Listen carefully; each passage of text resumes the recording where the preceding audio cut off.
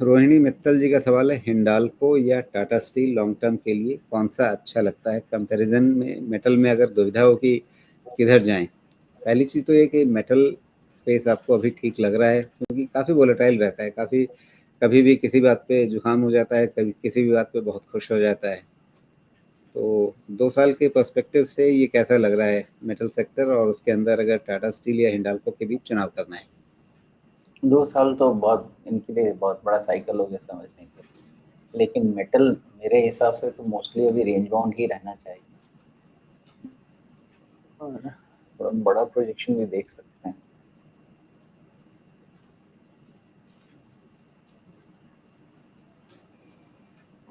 देखिए मेटल का ऐसा नहीं कि साइकिल खत्म हो गया है, मेटल का साइकिल है बना अभी भी। तो मेटल इंडेक्स आपने पहले पूछा ना, तो देखिए मेटल इंडेक्स जो है ना आपका करीब करीब अभी इसका है 8,500 का लेवल। तो 8,500 और अभी भी इसमें आप 2 साल 3 साल का पर्सपेक्टिव पूछ लेंगे तो करीब करीब 2,000 पॉइंट के आसपास का तो हो सकता है, और भी इसमें एक्सटेंशन रैली का।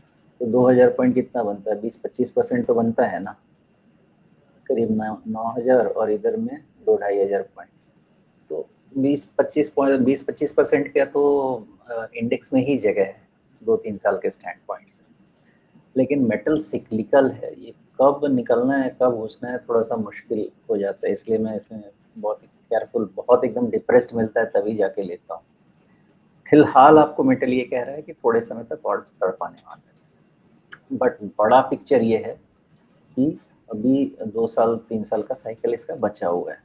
तो मेरे हिसाब से ये मेटल जो है ना,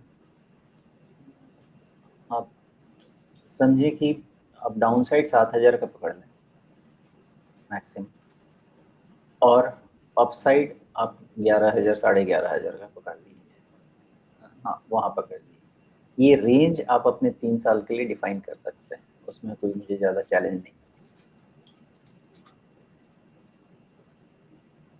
जी, ठीक है, ये तो हो गई सेक्टर की बात, लेकिन इसमें जो 2 नाम इन्होंने पूछे हैं, टाटा स्टील और हिंडाल्को, तो टाटा स्टील पे अभी क्या व्यू बन रहा है आपका? जी,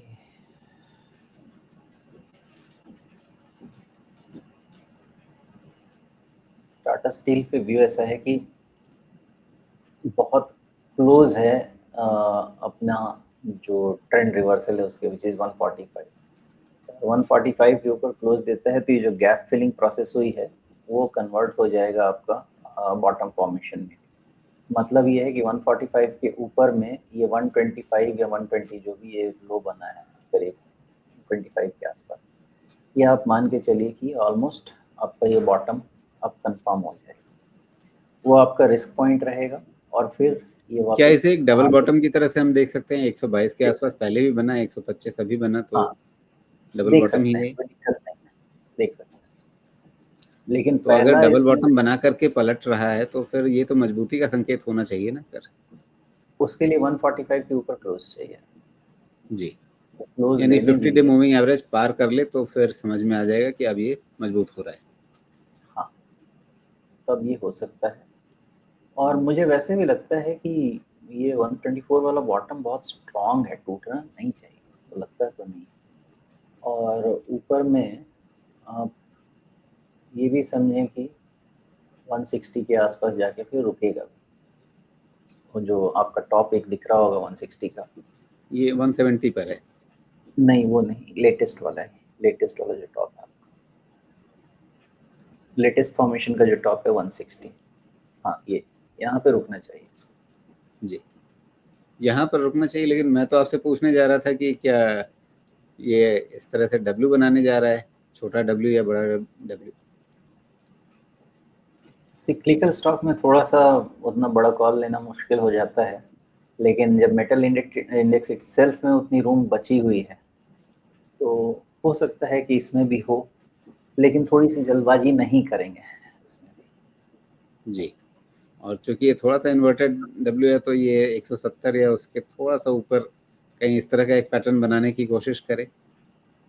स्क्यूनेस थोड़ी ज़्यादा है, तो इसमें पैटर्न का तो एक आप काम कर सकते हैं, आपका ये जो दो लेटेस्ट स्विंग है ना, उस पर ट्रेंड लाइन डाल दीजिए और उसको ब्रेकआउट पॉइंट रख सकते हैं। तो उस केस में हो सकता है कि आप इन दोनों की बात कर रहे हैं? हाँ, ये ब्रेकआउट पॉइंट हो सकता है। और अगर ऐसा हुआ इसके ऊपर, ये कितना नहीं, जब ब्रेकआउट पॉइंट थोड़ा सा और नीचे ही बनना चाहिए। अभी तो ये हाँ, ब्रेकआउट पॉइंट 150 नहीं 55 वहाँ के नहीं आसपास। बनेगा, नीचे ही बनना चाहिए। ये 145 के आसपास का ही है, धीरे-धीरे नहीं 145 नहीं है। वो ब्रेकआउट पॉइंट हो गया तब फिर आप मान सकते हैं कि 171 वाले तक भी जाएगा, अदरवाइज ये 161 तक ही जाके रुक जाएगा। जी। हाँ, लेकिन अगर 160 तक भी जाएगा तो इस लाइन के तो ऊपर ही जाएगा ना फिर। फिर थ्रोबैक पक्का होगा। ये पैटर्न ऐसा है कि बिना थ्रोबैक के मूव ही नहीं कर सकते। जी, ठीक है। तो ये हो गई टाटा स्टील की कहानी। अब साथ में इन्होंने कंपैरिजन चाहा है हिंडाल्को से, तो हिंडाल्को में क्या दिख रहा है? अभी 625 के आसपास है और ये भी एक तरह का कुछ डब्ल्यू पैटर्न जैसा बनाने की कोशिश कर रहा है। ये भी एक थोड़ा-सा डबल बॉटम जैसा कुछ है। सबका एक ही सिचुएशन तो लग रहा है मुझे।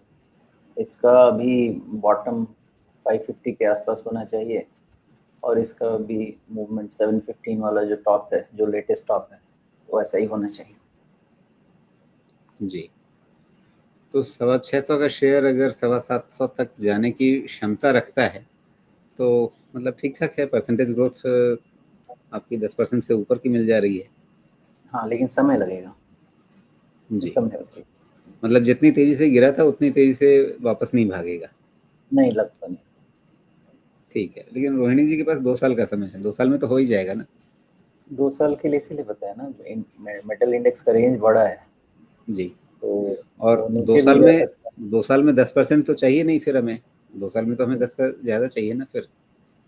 हुँ। फिर ये क्या इसमें ये बड़ा डब्ल्यू बनेगा? मुझे अगर मेटल शेयर लेना है, तो मेरे लिए सेफ टाइम मेटल इंडेक्स आपके तरफ। बाकी जो इन बिटवीन चांसेस मिलेंगे वो ट्रेडिंग। जी सोमेश, ये जो बड़ा डब्ल्यू बनता हुआ दिख रहा है, इसका क्या करें?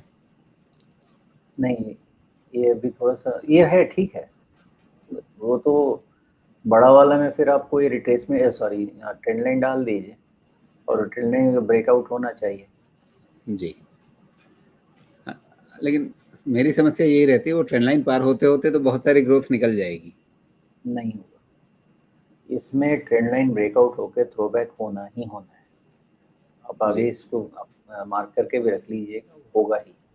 और उसके बाद अगर दोबारा चढ़ेंगे तो कोई दिक्कत नहीं। ओके। लेकिन उससे भी ज़्यादा इम्पोर्टेंट है ये समझना कि इनका ऑलरेडी ये पैटर्न है कि आपका लेटेस्ट टॉप तक थोड़ा समय लेके जा सकते हैं, क्योंकि मूवमेंट ही इनका 550 और 725 का रहेगा। तो वहाँ तक जी। का तो मूवमेंट रेंज बाउंड रह ही सकता है।